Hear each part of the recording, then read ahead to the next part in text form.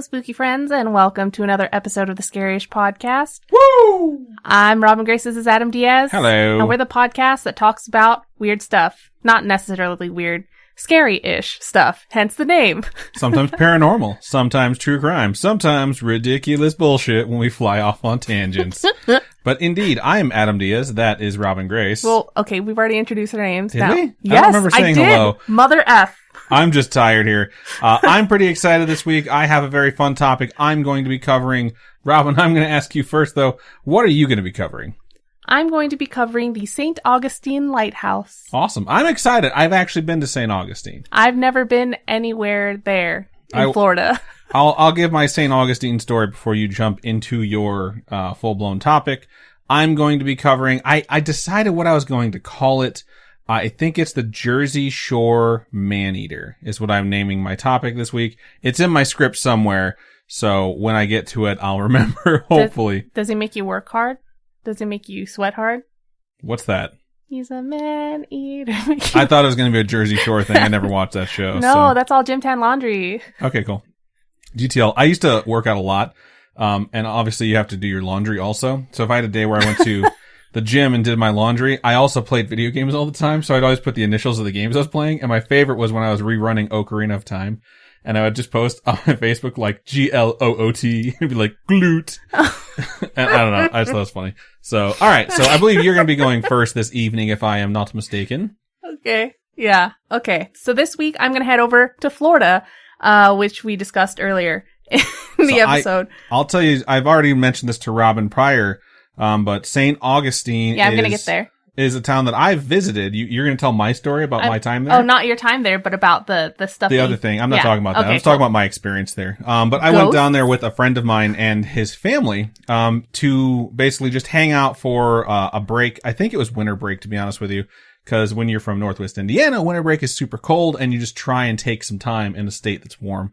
We went down there and my friend's uncle, Sonny, was this guy who lived in St. Augustine. We were staying in Tampa Bay at the time. We drove to St. Augustine to spend a couple days with him. How far is that? A few hours. Okay. So we went over there and he hadn't seen my friend's dad, in like 30 years, something astronomical. So technically it was my friend's great uncle. Oh, wow. But everyone around the town of St. Augustine knew Uncle Sonny. So we walked into restaurants and they're like, order whatever you want, it's paid for. Because they knew Sonny. They're like, you're Sonny's family. And it was the craziest experience I've ever had. It's the closest I've ever felt to knowing a celebrity. And he was just this older Greek guy who was super nice. And, I can't remember what happened, but someone was smoking when we were out and hanging out. And I don't smoke and my friend didn't smoke. And Sonny came over and he said that he smoked every day since he was 16. And then he went to the hospital to visit someone and he was really upset and he went to walk out to have a cigarette to like calm down. And on his way out, some guy was being pushed past him in a hospital bed, and the guy grabbed his arm and held him and wouldn't let him go. And he looked down and he was like, excuse me? And the guy said, son, that's one too many. And then they just pushed him away. And he's like, I don't know why he stopped me or why he decided to say it to me. He's like, but I've never smoked a cigarette since. Wow. And all of Sonny's stories were like that. Just fucking epic. So when we go to bed at night, we stayed in a hotel that was given to us. The room was given to us because they knew Sonny. And we're like, all of his stories seem too grandiose, but we haven't paid for a thing since we got to St. Augustine, so it's hard to say that it didn't actually happen. But that's my St. Augustine story that I wanted to share with all of you because it was just crazy. It was one of the craziest things that's ever happened on a trip I've ever taken. So, cool. All right, let's jump into I didn't know that one. Your exciting one. I know, it's because I remembered it when you said St. Augustine. I was like, why do I know St. Augustine? Oh, I've been there. I thought you were going to tell them about the historical things that you were like. Oh, no, I figured you were going to cover that. Okay, cool.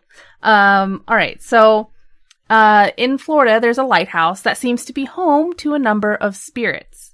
St. Augustine, Florida is apparently a historic town. I've never been there. I don't know what it looks like. Is it like small town? Like, not exactly. It's definitely not metropolis style like Chicago, New York, LA, not like that. It's wide. I remember it being very spread out. It's just not built up very tall.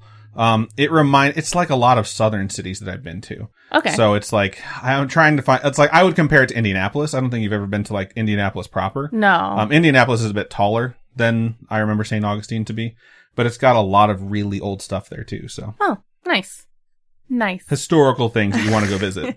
Yeah, I've never been there. Obviously, Adam seems to know a little bit about it because you've been there and hung out there for a little bit. It's the location of a historical fortress and even an archaeological park. This archaeological park is supposedly the original location where Ponce de Leon claimed to have found the Fountain of Youth, which Adam told me earlier, and I was like, shut the front door. There's no effing way. It's funny because I remember learning about Ponce de Leon, and I remember knowing he went looking for the Fountain of Youth. It wasn't until I visited St. Augustine that they're like, this is where he said he found it. Yeah. I was like, no, he did. Like, get out of here. Show me right now.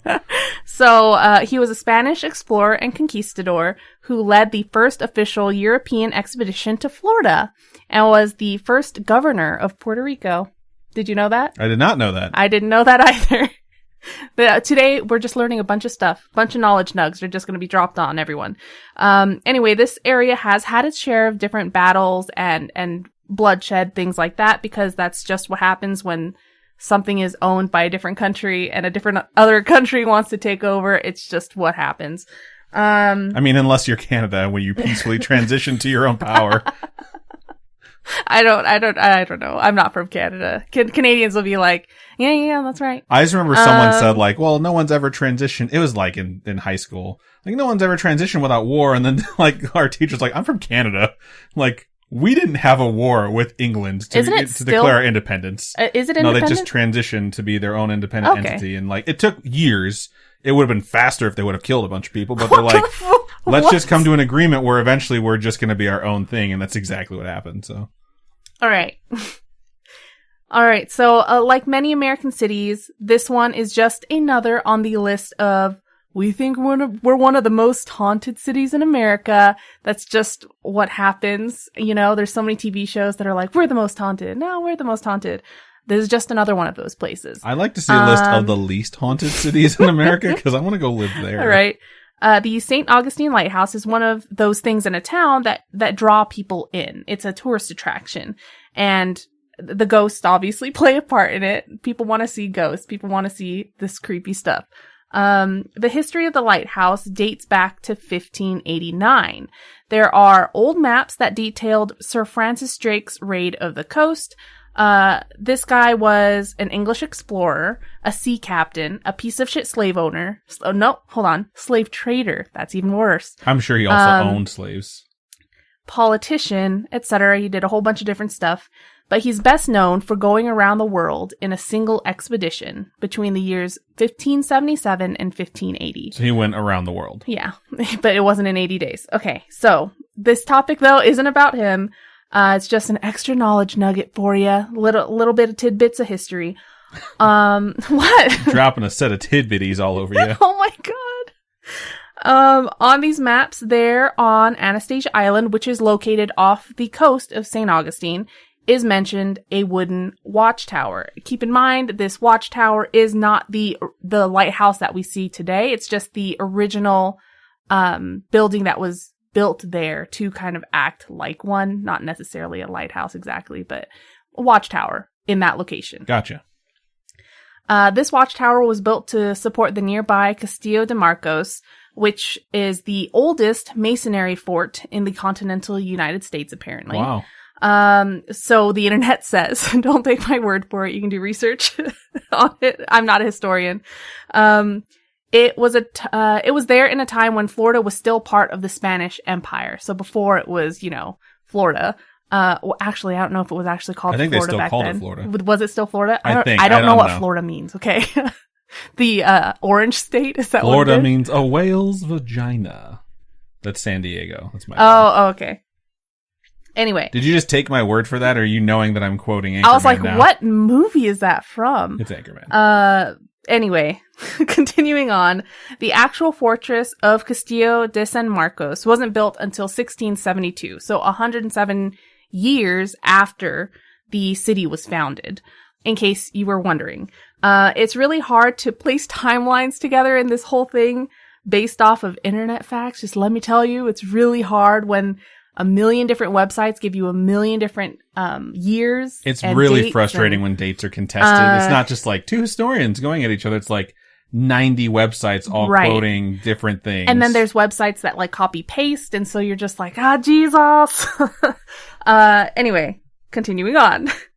The tower went through a bunch of different hands, changes in leadership. Each new conqueror had their own idea of how the tower should look and should function. Lots of structural changes, additions, demolitions, renovations. It's typical of a building that exists so long throughout history. The passing of time does that to structures, right? Things change.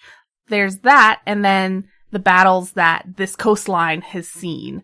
And obviously, if it's getting hit with a bunch of different things all the time, it's going to have to get fixed, changed, updated, not to mention fortified. The weather. I mean, Florida is notorious for being struck by hurricanes and tropical storms. Oh, yeah.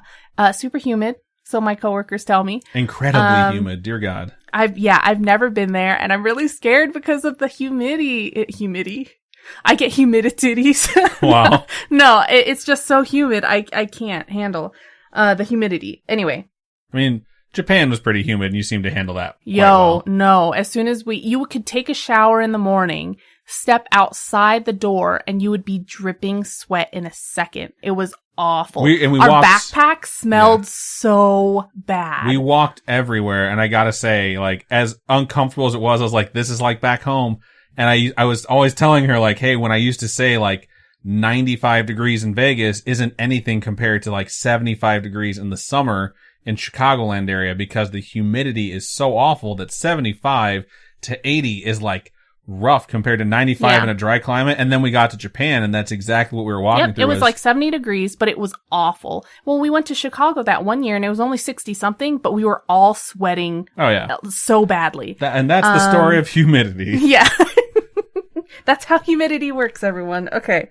So the structure also witnessed the sinking of numerous ships, as a coastline structure would. In 1763, the HMS Industry was carrying iron, axes, and grindstones from Britain sent to be used to create the new American colonies, right? They needed stuff to build it up, but it sank off the coast.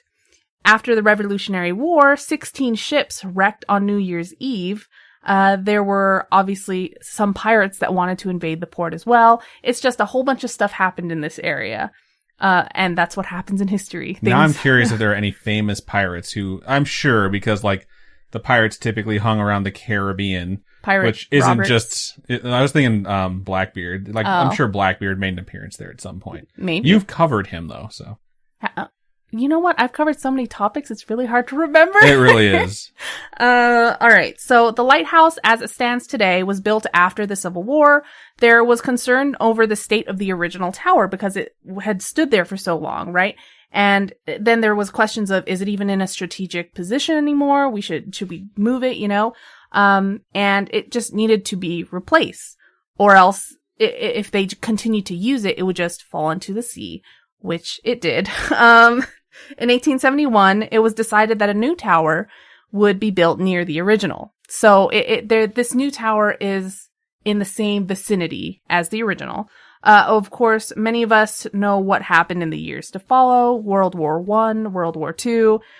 During World War II, a lot of people that lived along the coastline were super scared because of German U-boats and things like that. So a watchtower like this... My story has German U-boats Shut too. the fuck up! Yeah. Really? Yeah. Wow. Okay, so of course these watchtowers were really important. Like with many buildings that have stood through time, ghosts come with the package and the history. One of the most famous, I guess, of which is Peter Rasmussen. He was a lighthouse keeper who loved the finer things in life. During his lifetime, he kept up with modern luxuries, making sure the keeper's house, the keeper's quarters, had like bathtubs, closets, toilets, things that we take for granted today that weren't necessarily provided then. He also enjoyed cigars. So it's said that when you're in the keeper's quarters, you can actually catch a whiff of the scent of cigar smoke when you're in there. And that's thought to be the sign that this lighthouse keeper's watch is never over. And Wow. He's still there doing his job. Poor dude. He never does anything mischievous, of course. Supposedly. You never know. You can't see these ghosts, right? You don't know which is doing what. But supposedly. He could be flipping you off so hard you never know. Supposedly he's just your friendly neighborhood ghost. Then there's Joseph Andrew, and this was a lighthouse keeper with a not so happy ending. On December 5th, 1950, he fell from the top of the tower when the scaffolding used to complete some painting repairs failed.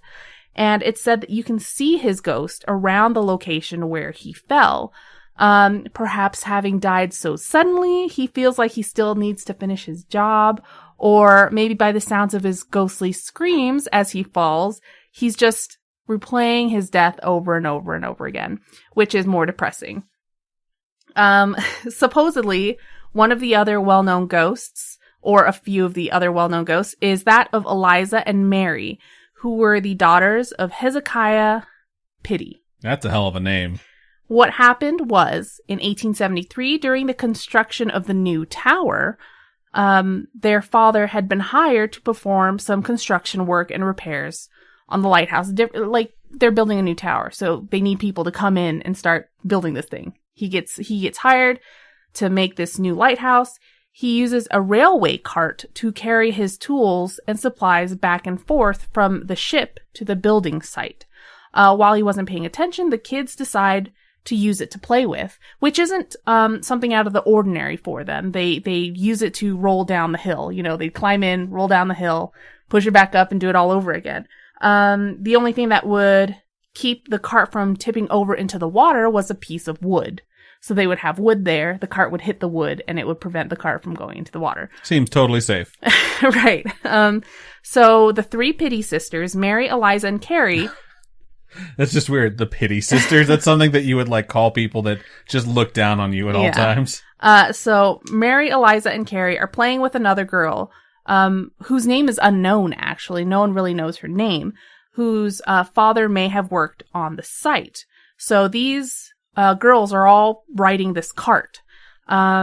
This time, the usual board that's holding the cart back isn't there. So them playing unattended use the cart, tumble down the hill straight into the bay, and the cart flips over and pins the children underneath the cart. One of the workers, Dan Sessions, witnesses this happen and runs to save the kids. By the time he reaches them and pulls the cart off of them, 3 of them have drowned. And the only survivor is Carrie, the youngest of the Pity sisters. And just imagine being the sole survivor of something like that. That's just trauma written all over traumatized, yeah. And it's like, I'll never be anywhere near the ocean again. You know what I mean? I would be absolutely terrified. Psychics that have come to the lighthouse to kind of perform sessions and things like that have come up with the name Eleanor or Ellie for that mysterious other child that was with them. No one knows where that child is buried either. So it's just this mysterious kid. No one knows her name or anything. It seems that these girls still hang around and play even years after their deaths. You can hear their laughter and footsteps echoing through the hallways and grounds of the lighthouse. And if you've listened to the podcast for a while now, you know that disembodied children's laughter is one of the scariest things for me. It's said that if you see a girl in a blue velvet dress, you've probably seen the ghost of Mary Pity. Or you've seen an actual human that's living in a blue velvet dress. What kid is dressed in a blue velvet dress in Florida? Yeah, it's a good question. Excellent question. These ghosts aren't there to scare you. They just want a little playtime. There was a night when a lone lighthouse worker was closing up for the night when they heard giggling coming from the top of the tower. Hell no, dude. So they go up to check, thinking that they left someone up there. And when they get up there, there's no one. So while they head back down, they hear giggling coming from the bottom. And so when they get back to the bottom, there's no one there. I would be freaking terrified. I would call my boss and be like, boss, just want to let you know, heard giggling coming from the top, heard giggling coming from the bottom, and then I burnt it down, and I quit. On a particular tour of the White House, one of the female guests was standing on the first step of the metal staircase to climb up. And When she took her first step to climb the stairs, she found that her shoelace had been tied to the staircase. Oh, shit. No, it's not known if it was a prank or not, if one of her... I was gonna say, it's like Ghostbusters. No human being could tie shoelaces like this. On a different tour in the basement of the keeper's house, a young woman had brought an EMF meter to measure any electrical activity caused by spirits. When she asked if the girls wanted to play hide and seek, the EMF meter spiked. And then when searching through the basement, she found more energy near the children's play table, which led her to believe, like, it's the spirit of the girls, right? When some other people entered the basement, the energy just disappeared and stopped, which is strange, but I don't necessarily trust EMF meters. I was going to say. Reportedly, there was an instance where a guest was exploring the maritime hammock trails when they came across a young girl in a Victorian outfit sitting on a bench reading a book in the middle of the day. Who would read a book in the middle of the day? Those are scary ghosts, though. The ghosts that appear in the day, whenever there's a horror movie and shit starts popping off in the daylight, like Annabelle Creation, that's just the one that's like, no. Or the original Paranormal Activity. Oh my god. It's like when it starts to cross over into daytime and get worse and worse, it's like, oh yeah, you're heading towards the end of the movie now. In the I think Paranormal Activity 2, when she's just in her kitchen in the middle of the day. Everything explodes. Yes. Yeah. Oh my god. Spoilers for all these movies. Paranormal Anyway, Activity 2 is old enough. You should have seen it by now. Anyway, she went to approach this girl, and then another group was coming from the opposite direction. So she got distracted by this other group. When she went back, when she turned to look back at the bench, the girl was gone. And if you're wearing a Victorian dress, you're not getting very far very fast. So she got spooked, obviously, by this disappearance. Another instance had a woman approach another to compliment her daughter's behavior during a tour.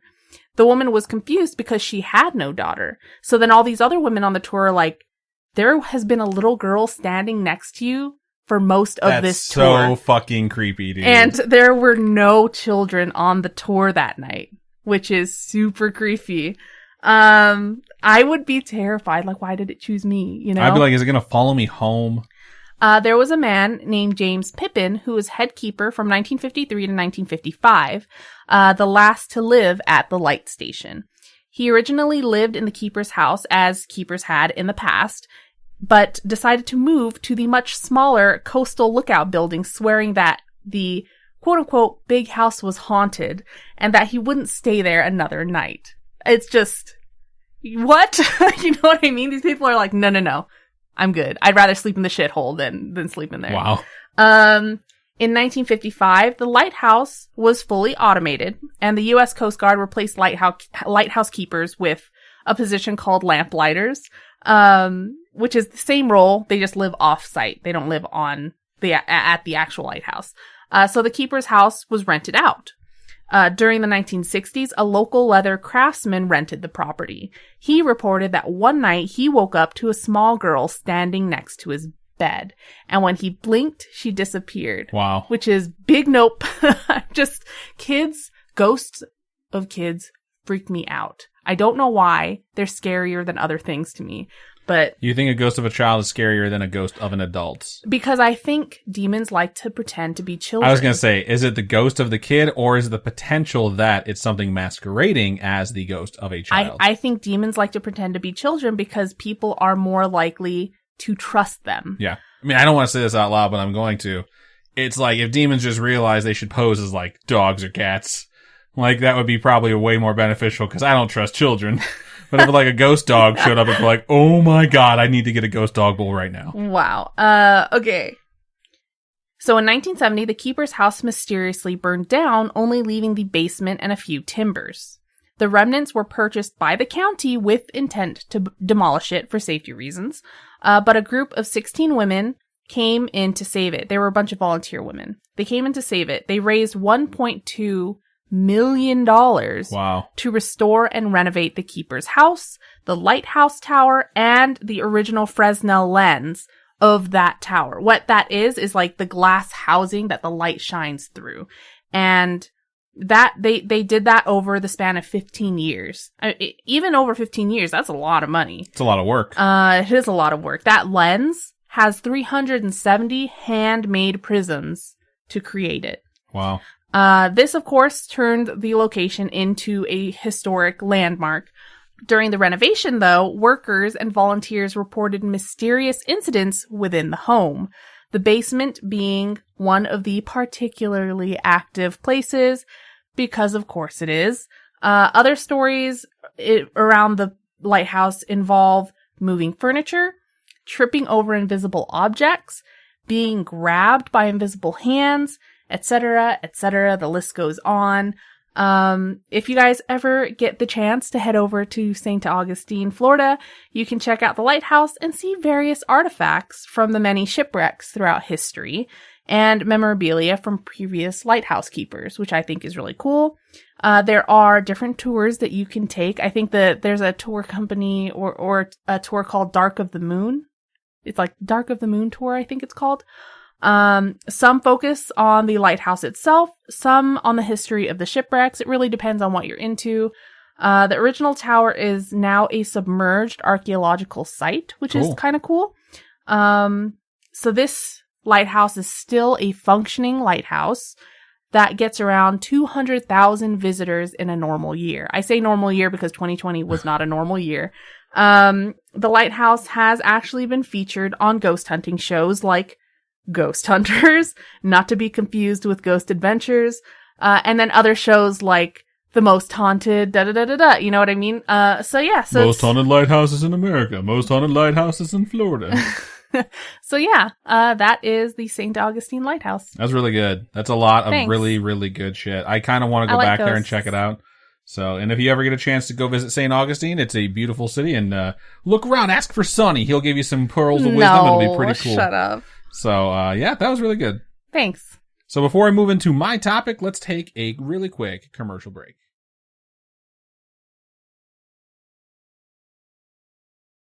Welcome to the other side of the episode where we're going to head into Adam's topic. It always jars me when you bring us back from the commercial break. Like, hey, it's very nice of you. This week, I was actually really inspired by a post in the Spooky Friends group on Facebook from Edward. They actually posted this as a potential topic.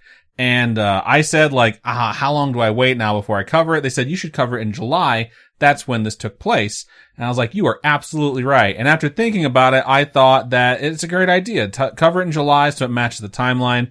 And then Monday hit, which is today, technically yesterday. And since my mind immediately went there, I was like, fuck it. Like, people can listen to it again in July if they want to. I'm doing it now. And this one covers the true story behind a movie that is one of my personal favorite movies of all time. And it actually overlaps with a few other mini topics that I'll talk about at the end of the episode. So I'm actually pretty excited to share this with you. So without further ado, I present to you, dear listener, the Jersey Shore Shark Attacks of 1916, which is not what I'm going to title the episode. I thought of a better title name further down. So. Okay. You should have saved it for Shark Week. When's Shark Week? I have no idea when Shark Week is. That would have been such a good one. That's true. So, damn it. Before I get any further into this topic, or I start it, really, you can probably guess that the movie that is going to be inspired by the events I will cover is indeed Jaws. And I'm not sure where I would personally rank Jaws overall on my personal list of movies. Definitely in the top 10, though. I can tell you that I have watched this top 100 horror movies ever made. It was a list where they went through like every movie over the course of like 3 or 4 weeks that was on the list, told you the story behind it, what happened afterwards, the sort of impact it had on the audience. I think it was on E. It could have been on Sci-Fi back in the day before they were Sci-Fi or however they are pronounced now. Oh, God, I don't know. It's S-Y-F-Y. That's so dumb. But it was like 20 years ago when I watched this list. On that list, Jaws was number 1. And it was very much about the fact that aside from being a truly fantastic movie, like a cinematic masterpiece, which is, by the way, it's directed by Steven Spielberg, if you didn't know that, the effect it had on people was tangible in the summer of 1975 when it was released. And people who had seen the movie were sincerely reluctant to go into the water at the beach. Like, they were legitimately afraid after watching this movie. But before I talk about any more of the effects that Jaws had, let's talk about what actually happened. All right. So this story takes place across 12 days, July 1st through July 12th in 1916. Y'all remember 1916, right? Yep. If not, It sucked. World War I was happening. Polio was everywhere. Sliced bread hadn't been invented, or penicillin. Side note, those both get invented in 1928. What movies came out? Who cares? They didn't even have sound yet. Probably something with Charlie Chaplin. Okay. Seriously, 9 silent films were released with Charlie Chaplin in it in 1916, so What? you had a very high chance of seeing a Charlie Chaplin silent film. Oh my gosh. The average cost of a new home was a button or something, and cars were still carts being pulled by fucking horses. What did you say? The average price of a new home was a button? I don't know. What the Who knows? It's 1916. The Model T, by the way, came out in 1908, so the cars were around. The popularity of automobiles did not skyrocket until the early 20s, so horse-drawn carriages were far more popular. Gotcha. I'm not just being facetious when I say that. It was 1916. Like, what do you expect? When was Betty White born? Like, it was the same, it was the year after sliced bread, something like 1922. No, she's older than sliced bread. Or yeah, the year before, excuse me. But she wasn't even born yet, so the world really sucked. Okay. So, you know what was still around back then that's here still today? The Jersey Shore, baby. The location, not the show. Okay. So, at least I assume not. They all look fairly young. They could be Time Lords, who knows? I've never watched an episode. Having grown up in Northwest Indiana, one of the things I will say I really enjoyed about my upbringing and the location I was raised is being a fairly short drive, like 30, 45 minutes away from a huge beach. I mean, Lake Michigan is massive, so beaches were everywhere as long as you drove north for like 30 minutes. I lived on an island. There's beaches everywhere. There's beach everywhere, right? So when July 1st hits, I do also remember the feeling of it being summer, it being super hot, and the beach starts to sound like a good idea. Even at my most antisocial, I still thought, like, let's go to the beach, but let's, like, walk away so we can be away from everyone, because I hate people, but I want to be at the beach. All right. Because it was just something I was cool with. I didn't very often go really deep into the water. I would probably go up to about tit level and just hang out and let the waves beat me up. But I understand that. I empathize in that way with the people of 1916, because another thing 1916 had was a heat wave. It was incredibly hot that summer. So people are like, I want to be at the beach. And here's the other thing, is that this all pops off between July 1st and July 12th. I don't know if you realize this, but July 1st, that was a Friday in 1916, which means one thing, 4th of July weekend. By the way, just like the movie Jaws. Really? Exactly. Shut up. So a man named Charles Van Sant was at the Ingleside Hotel that day, July 1st, in Beach Haven, New Jersey. He was from Philadelphia, but he was trying to escape the heat by spending the weekend on the shore. He was in good spirits, filled with the anticipation of celebrating the birth of our nation. It was early in the morning, and Charles decided he wanted to go for a quick swim in the Atlantic Ocean, which was directly behind his beachside hotel. Nice. So he just changed, decided he's going to go outside. He went into the ocean where he was followed by his dog. His dog's name is unknown, but the breed was a Chesapeake Bay Retriever. What? I don't know what that is. I had not known until I looked it up. It looks like a mixture of a golden retriever, which it resembles pretty well, but it has a little bit more of a body shape like a Labrador. Okay. So it's a very beautiful dog. It's a hunting dog also, so it's good for like retrieving game that you've shot, stuff like that. Nice. So he goes into the water with his dog, and I will pause really fast, right? He just waded into the water. His dog's in there with him. It's this beautiful moment. Pause. I've never once in my life entered a natural body of water, whether it's a pond, a lake, a great lake, a bay, an ocean, without wondering, is there a shark nearby? Every single time that has run through my mind. Sometimes, even in the deep end of pools, regardless of how irrational that fear is, it's like, maybe someone at the YMCA is like really fucking disgruntled and I don't know it. You know what's scarier is being a girl going to the beach or something and you have your period. You're afraid it's going to attract sharks. They can smell blood miles away. Yeah, exactly. So, in 1916, at the time, scientists actually believed that sharks were too shy to ever attack a person. It was a commonly held belief that they were assumed to flee in the exact same way any other fish or school of fish would. And they also believed that it wouldn't be strong enough to cause significant damage if a shark did attack a person. No, do you see what they look like? There's no way. But it's like, if you've ever seen like other fish like northern pike, they're ugly as fuck. They're really big. They also have very nasty teeth. And so the shark was thought of as like, the deeper into the ocean you get, sure, they're going to be bigger. And yes, they are big fish, but they'll flee the same way as any other fish. And if they do happen to bite you, it'll be like any other fish bite. So That was the mindset in 1916. Unpause. Okay, now he's walking through the water. His cute dog is next to him. Charles wades up into the water until he's around 3.5 feet deep when he and onlookers on the beach noticed something. It was a large, dark fin sticking out of the water next to him, which is what is seen moments before this happens. And in that moment, he felt something under the water grab a hold of him. I grabbed Robin's arm. Grab a hold of his left leg, throwing him completely off balance. And when he screamed, the onlookers rushed into the water to help him, because they weren't exactly sure what was happening. So they actually formed a human chain, and they were able to start pulling him towards the shore, despite whatever had a hold of him not wanting him to go in that direction. So it was pretty clear that it was a bite based off the amount of blood that was filling the water. They say that the waves that were coming in were white-capped and they suddenly became red-capped based off of how much blood was in the water. Okay. They dragged Charles all the way to the shore, and it wasn't until they were in the gravelly shallows, like right when you first get into the water, you're coming out of the water, where you get all the rocks that are sort of churned up right there, that they were able to 100% confirm it was a shark that had clamped onto his leg. It only let him go when it started to be dragged onto that gravel because of how shallow the water was. So they pulled a shark to the shore. Yeah, and then the shark was like, all right, I'll let you go now. So the onlookers pulled Charles out of the water after the creature released him, and they rushed him into the hotel. And while I'm sure he appreciated it, and they were relieved to get him out of the water, he unfortunately bled to death very quickly in the lobby of the hotel. So the official cause of death when he was examined was shark bite. So the first person that examines this body is just like, he was bit by a shark based off these marks. He died from a shark bite. So this is very contrary to what people believe at the time to even be possible. Folks began to circulate the story locally, and soon people were combining words that they had not in the past, which was man-eating shark. It's just not something that was said.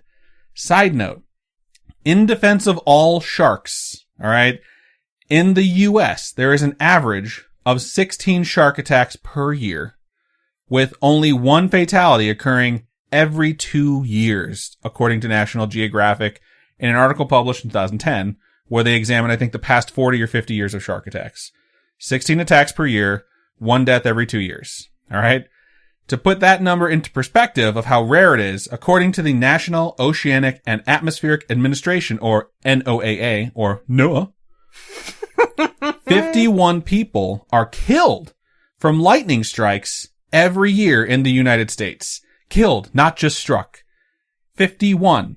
And it's estimated that roughly only 10% of individuals struck by lightning are killed, which means that around 500 people a year are struck by lightning in the United States. Aren't more people killed by hippos a year than sharks? Yes. Hippos are extremely fucking dangerous if you didn't know. If you see them in the water and you think you're going to go pet them, you're probably going to fucking die. Have you seen that video of the little baby hippo gnawing on the person's leg? It's so adorable. But it's just, you're far more likely to be struck by lightning than bitten by a shark. So I'm just putting that out there because this is a story that's very much about a monster shark. And I mean monster in the sense that it's like, it seems evil in a way, but I don't want to paint sharks as like these evil monsters, killing machines of the oceans, all the other stupid shit that they've been called, because realistically, this is an isolated incident, but it's still fucking terrifying.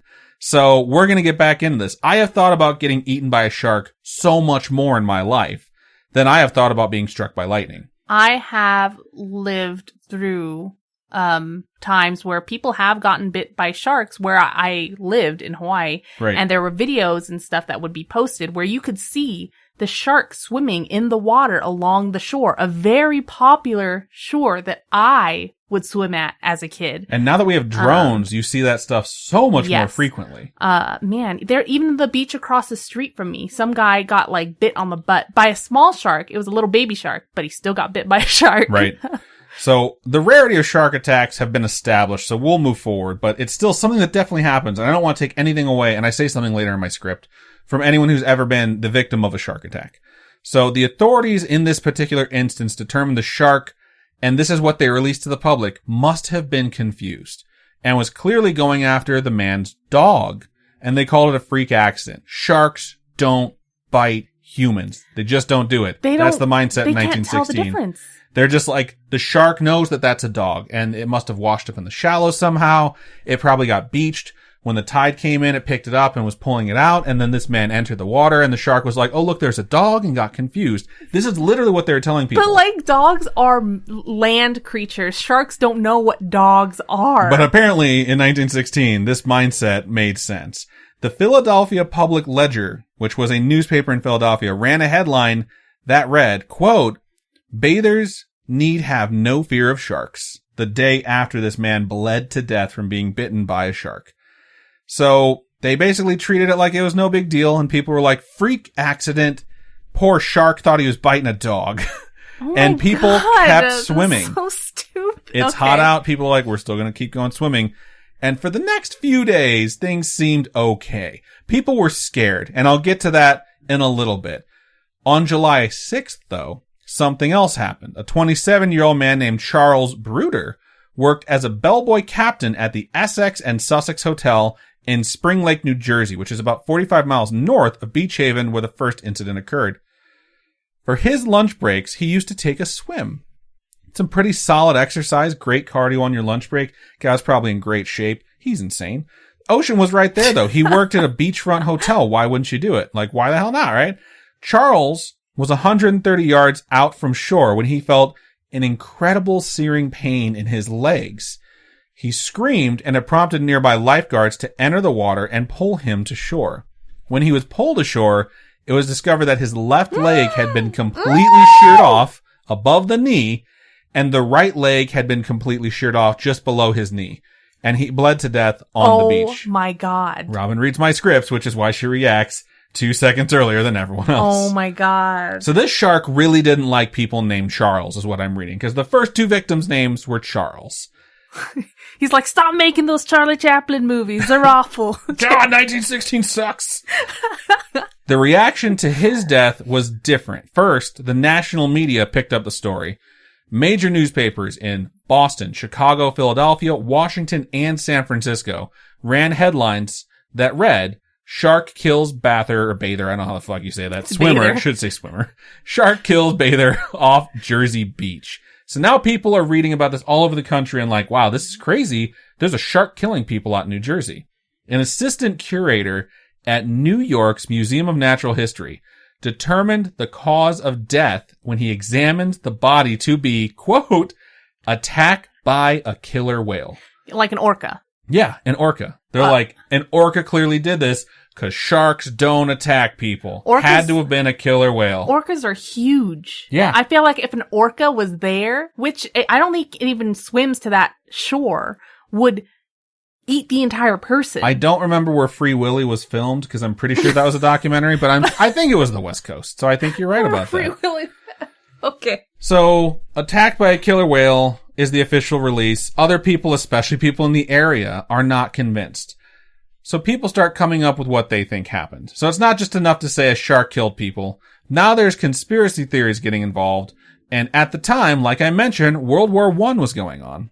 And it was convinced that Germans, this is true, they convinced themselves that Germans had trained sharks to follow their U-boats to attack people who were in the water. Shut up. And they had brought those trained sharks to the coasts of America to kill swimming citizens while they celebrated the country's independence. Oh my God. It's like conspiracy theories and idiots go together like lamb and tuna fish, and they have for a very long time. Preventative measures were put into place in the event that it was a shark, not a U-boat, to prevent any additional attacks, which included protective nets around the beach and boats patrolling the waters to look out for sharks, killer whales, and probably fucking German U-boats while they were looking for it. I like that. I like the idea of putting a net out there. They're like, hey, stay within this border. You know what I mean? This fear has affected our business. Now it's 2 people that were dead. And they're going to do something. But they're still saying, like, everyone keep swimming. Like, just keep swimming. It's no big deal. Like, pretty sure that's what Finding Dory's message was all about, or Finding Nemo. Just keep swimming. They're just trying to get you to get eaten by a shark. I've never seen the movie. Actually, I did. I'm lying. So, it didn't work. Shocker. Does not work. People are scared. It's estimated that the cost of folks not traveling that holiday weekend to the shore or not using any of the facilities because they're afraid, was estimated to be around $250,000 for local resort owners, which would equate to $6.1 million lost in the course of 6 days. That's a lot of business. Today. Tons of business. Politicians and business owners were terrified at the loss of money, not at the loss of life. So on July 8th, they held a press conference, this is true, at the American Museum of Natural History in New York City. They had 3 big-name scientists. It was like scientist / zoologist / animal expert. One guy was like a bird expert when I was like, why the fuck is he here? And during this press conference, the 3 stated a couple points that they wanted to drive home. The first is that a third incident with a shark was incredibly unlikely. The second is they were shocked and still dubious that a shark would have bitten anyone in the first place, because they're still holding on to this idea that shark behavior is typical to fish behavior. Sharks don't bite people. They just don't. They're huge. They got a mouthful of razor sharp jagged teeth, and they don't bite anyone. They couldn't be more wrong here. It should be noted that one of these experts prior to this, when the first attack happened, recommended that people, if they were going to go into the water, stay close to shore and only swim in netted areas. So immediately he saw the red flags. Then he sort of backpedaled when they're like, hey, we're losing a ton of money. Can you tell people it's okay? He's like, yeah, sure, that's fine. I just think it's so messed up that people are like, I would much rather keep making money and lie to these people. I mean, this is legitimately so close to the plot of Jaws, it's absurd. This is exactly what happened back then. I only know, like, the parts where they're on the boat and it's starting to attack. That fucking movie is so good. That movie is excellent. All right, so this next part of the story opens up with the most 1916 thing I've ever heard. So on July 12th, 1916, a young boy by the name of Lester Stillwell was sweating up a storm. After all, on that day, it was 96 degrees outside. Lester, 11 at the time, was working at the basket weaving factory, otherwise known as the textile factory. Okay. And his foreman decided to be a nice guy and give Lester and his other 11-year-old friends the day off because it was so friggin' hot in this unconditioned textile factory. 11-year-olds working and getting the day off being like such a good thing is just the most 1916 American thing I've ever fucking heard. I mean, they work hard. Work hard, play hard. So Lester and his friends decided that they were indeed going to play hard, and they headed to their spot to swim at, which was part of Matawan Creek. Matawan Creek, I'm leaving it in, I'm dumb. Matawan Creek was more than a mile inland from Raritan Bay. Okay. Raritan Bay connects to the ocean. This creek is a mile inland, but it all does connect. If there's a freaking shark in... The bay is 30 miles north of Spring Lake, where the second attack took place. So Lester and his friends waded in the waters, relaxing. I read this particular detail and it really creeped me out. Lester floated on his back to relax in the water, which I totally used to do in the pond behind the house I grew up in. I'd walk a mile back there. I'd fish. I would swim in the swimming area. I would inhale my lungs deeply, let my feet lift up off the ground and just float there to just sort of chill out and stare at the sky. That is exactly what Lester was doing on this day. So, it sucks because his friends looked over and saw Lester and saw something grab him around the waist and stomach area and pull him under the water. Like the shark just swam up, chomped, and pulled him down. They literally said they saw a dark shadow approach under him before he was pulled under by something. They freaked out and started calling after him, hoping he'd resurface. It was a prank. Whatever had happened, he lost his balance. He let the air out of his lungs. And he did pop back up, and he screamed bloody murder before being pulled under again. Oh my god, so this thing, like, kept attacking him. Yeah. And at this point, his friends got out of the water and ran into town yelling for help, because town was not very far away. They basically could just run straight to Main Street and scream for help.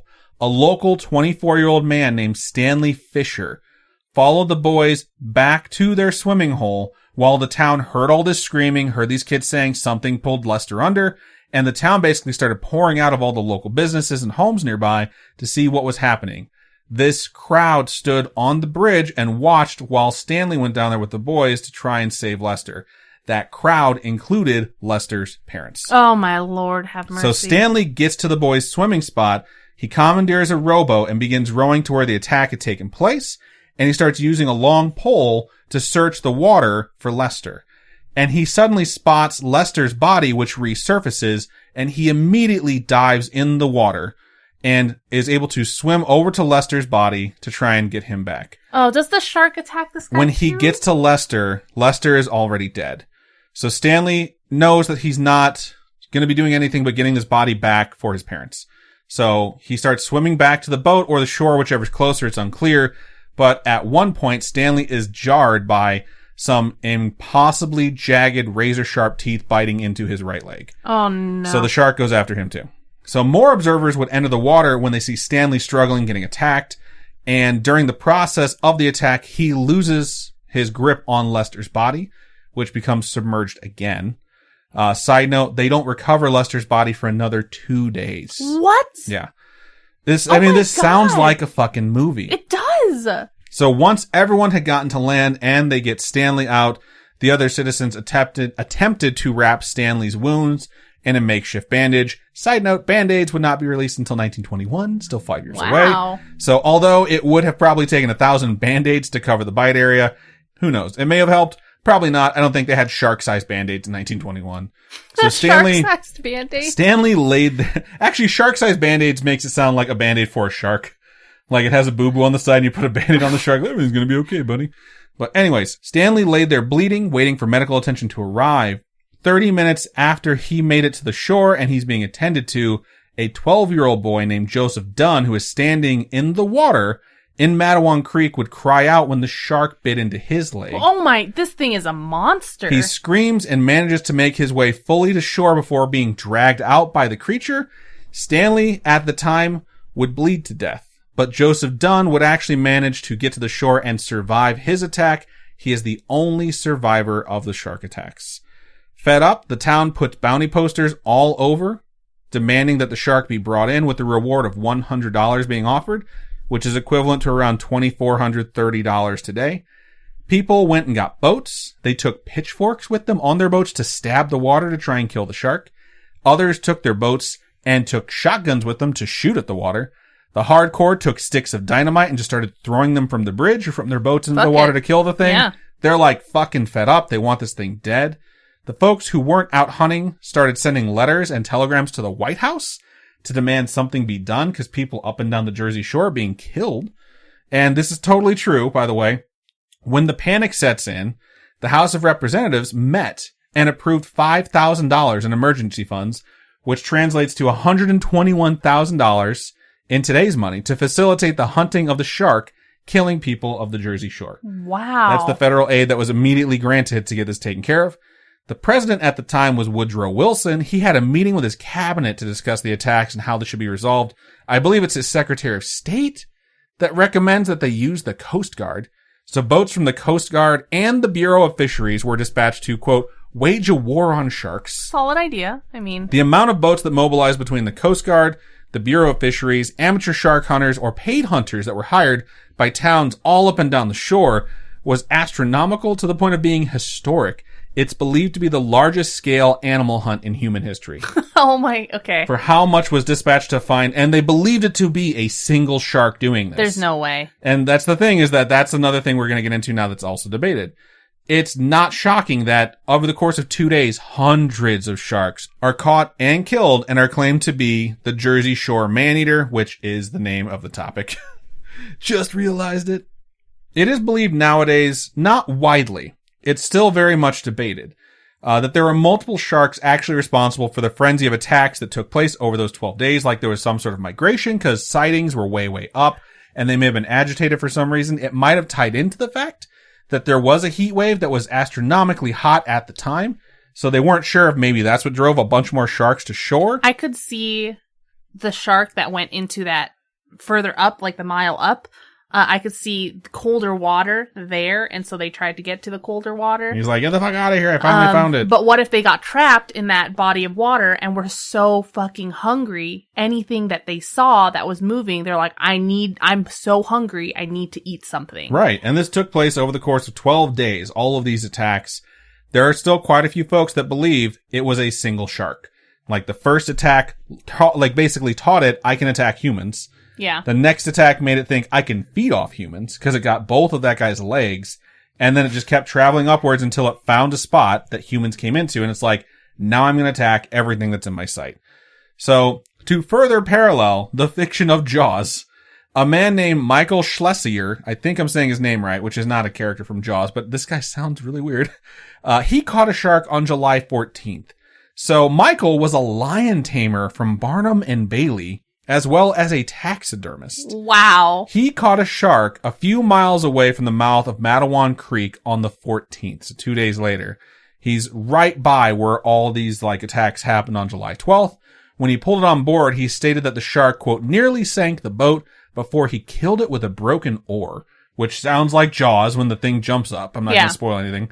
If you haven't seen Jaws, you've got to fucking watch Jaws. It's so good. Once the shark was dead, he brought it to the shore. The shark's stomach was open and Michael removed, quote, a suspicious fleshy material and bones that took up, legs. Quote, about 2/3 of a milk crate and weighed 15 pounds.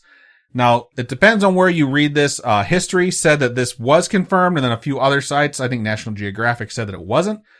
But it stated that scientists examined and analyzed the material and did determine it to be partially digested human remains. Wow. The shark that was caught was only 8 feet long, but it was a great white shark. Among all the sharks caught during that hunting session, most of these sharks were bull sharks. The great white was fairly rare to be in that area and especially be that close to the shallows. Bull sharks are not as violent. They are actually more aggressive than great white sharks. Really? They 100% are. Which is another reason why folks are like, we don't think that great white had remains in his stomach because we can't find the documents, although some people say they found them because great whites, for the most part, especially in shallow areas, are not aggressive towards humans, but bull sharks are actually very territorial and shallows. How big are bull sharks in comparison to great whites? Well, the great whites obviously grow much bigger. That's why they're called great whites. Yeah. But the bull sharks that are being caught were around 9 feet long. So they were all around the same size sharks. So the video that was posted to the Spooky Friends group actually attaches the area where Lester Stillwell's body was to another spooky thing called Ghostboy Bridge. It is apparently the same location where they find Lester's body washed up 2 days later. It's on the shores of Ghostboy Bridge, which is a location where people see a ghost of a child walking on the bridge, and the activity is kind of different.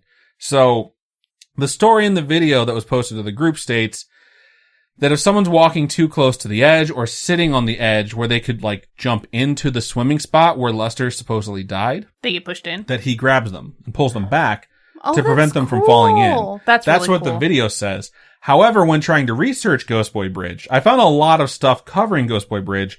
I'm not sure if they're all quoting the same spot because I couldn't find it, but all the sites that I found state that he actually tries to push people into the water, and that the ghost is not of the boy who was killed by the shark. The ghost is of a boy who was struck on the bridge and killed by a car. Oh my God. Who couldn't jump off the bridge in time to save his life. So when he sees people near the edge of the bridge and there's a car coming, he shoves them into the water. So you don't get hit by the car. So you don't get hit by the car. Oh, wow. Whatever version it is, the ghost boy is essentially altruistic in trying to save people to prevent other people from suffering his fate. But all the things I could find didn't connect these two stories. So Ghostboy Bridge will likely be part of a different episode.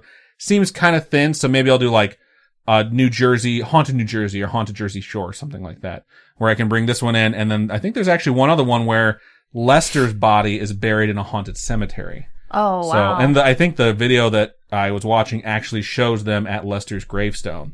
And that cemetery, drains your batteries of all your electronics. And they have, a phone video of their camera battery, draining super quick. So I'm I have to cover that fucking now.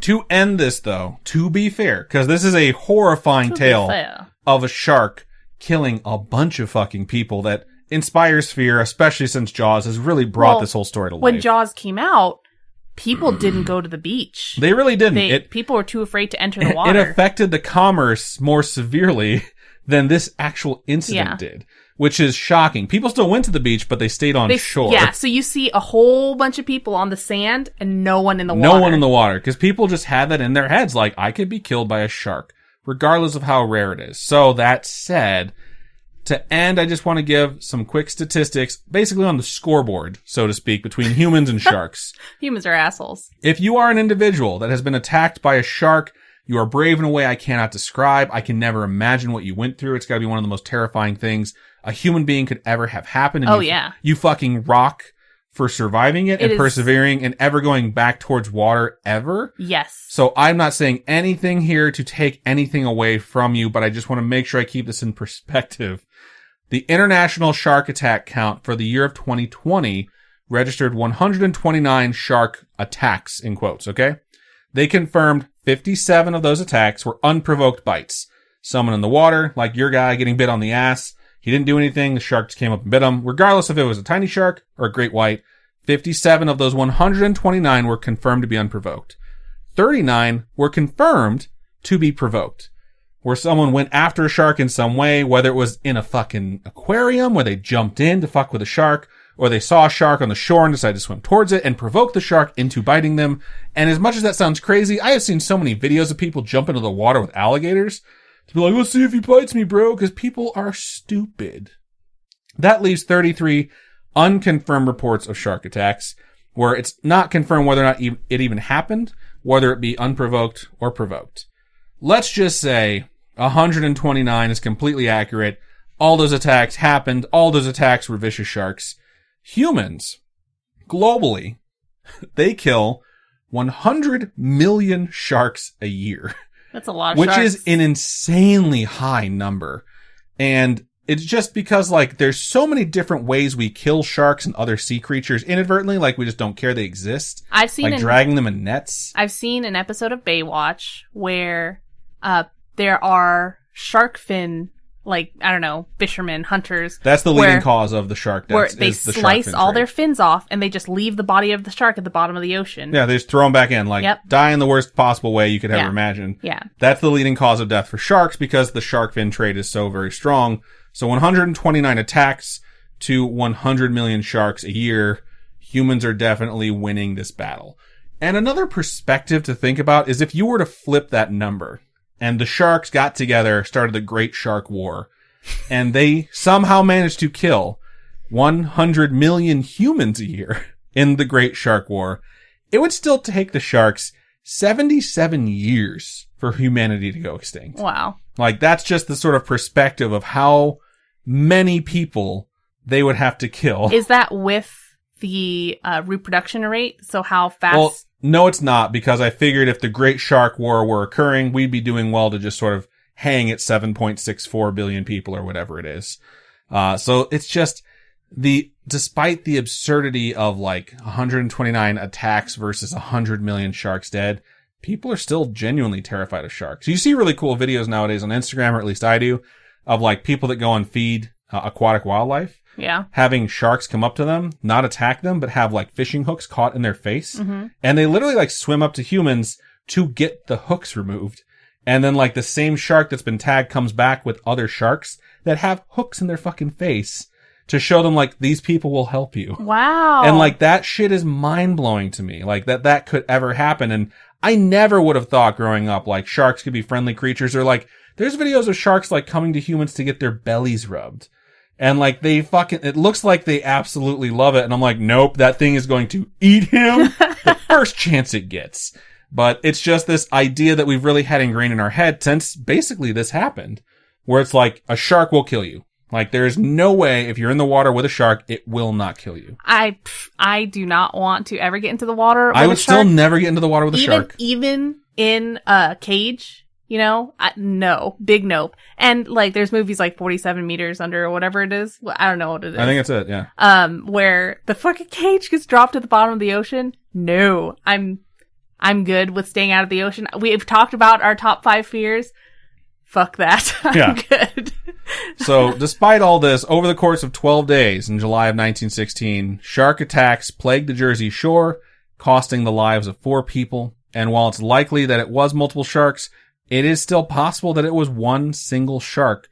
Then it could be that shark that was caught that had human remains in its stomach, which leads people to really think that this was the work of a single shark. And that is absolutely terrifying. And I saw this quote from someone who talked about this in 2016 who said, it is far less likely that it was a single shark, but the idea of a serial killer that is a shark is so terrifying it cannot be dismissed. You know, animals are really smart. Yeah, they are. And it's absolutely intense to think that this shark got a taste of human flesh, was like, yo, this is delicious, and decided, I gotta find an easier way to do this. And I just think, like, it's very clear based off of, like, these numbers that sharks are afraid of humans. You know, they're afraid of a lot of things in the ocean. They know what they hunt. They know what they don't. And for the most part, they're afraid of something that they're not familiar with. But I don't deny the fact that if an animal that was in that sort of position were to inadvertently or advertently bite a human being and not, like, have anything happen to them, they're like, oh, I can do that now. It's like a learned behavior. Well, but it's like, it's not like it spreads to all sharks ever. Well, the thing is, like you were saying about how these sharks come back with their friends, you know what I mean? And say like, oh, this person will help you. I feel like that would be the same thing with a food source where they're like, yo, I took a chunk out of this here. Dude. Yeah. There are these really pale seals that are super delicious that you have to try. And people have done research where it's like, are they biting people because we look like seals? Like surfers, because they're on the surfboard with their hands and legs. Yeah. Yes. So it's very interesting. It's a very crazy topic. I think it's just the fact that this actually happened blew my mind. But I also thought of the fact it's like, I probably know someone or know someone who knows someone that either works to save sharks or has been attacked by one, you know? Yeah. And I don't want either of those people to be offended. So I'm just like, these two things are both sad and tragic. And I don't want anyone to feel like I'm shitting on human beings that have been attacked by sharks or sharks that get killed by the hundreds of millions a year. Right. So either way, this story of 1916 it's just terrifying. Is absolutely terrifying. So that is my topic of the Jersey Shore Maneater, which sounds like Snooki. I've never seen that show. I wish I had seen that show enough where I could say I've never seen I could that talk show. some shit about when those you were people, saying but like haunted New Jersey or haunted Jersey Shore, I was like, the ghosts of drunk nights past. Oh God. Just like, I don't know. I've never seen that show. I've seen more like Keeping Up with the Kardashians than I've never seen an episode of that either. Well, there was one day where I was really sick and I couldn't reach for the remote control, and I was watching something. And that show came on next, and I just laid there, and I was like, well, this is my life now. I'm watching the show until Adam gets back. The closest thing I've come to that is Real Housewives. I wasn't unemployed, but I had a really weird schedule, and the only person I could hang out with was my friend that was pregnant. She didn't want to go anywhere. She was always sick, so she was always staying at home, and my apartment was like 6 units away from her. So I would walk down there and see if she needed anything. She's like, do you want to just hang out with me and watch Real Housewives of blah, blah, blah, blah? I'd be like, yeah, whatever. And I watched like 2 seasons with her. Wow. So, were you like, I need to get in on this? And I was like, ugh, trash television is so addicting. But anyways, that is my topic. And thank you so much for listening. Yeah, thank you guys so much for getting to the end of the episode here.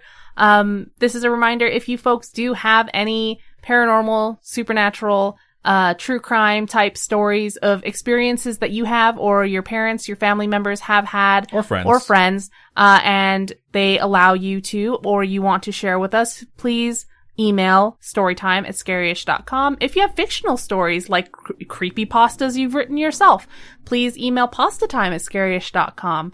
You can also contact us through our website, which happens to be, scaryish.com. There's a contact us page. You fill out all that fun stuff, and we get emailed that way. You can also hit us up on our social medias.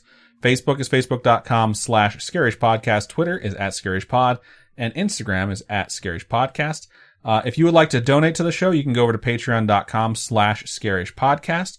Donation tiers start at $1, and for $1 a month, you do get ad-free episodes. Ad-free is the way to go. I forget the catchphrase Robin came up with inadvertently, but it was pretty good. I've already forgotten it though. Ad-free is the way. I think it's how the Mandalorians would say it. This is the way.